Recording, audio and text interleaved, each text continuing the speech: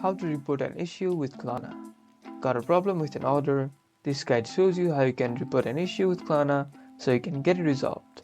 First, open the Klarna app and go to the Payments tab at the bottom of the screen.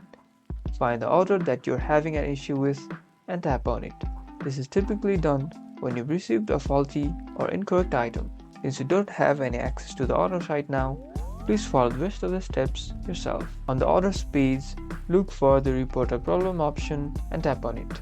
You'll be able to select from a list of issues like items missing, received the wrong item, or item is faulty. Once you've selected the issue, Klarna will automatically pause your payment plan. Klarna will then notify the merchant about the issue. The merchant will then contact you to resolve the issue. You can check the status of your reported problem in the app.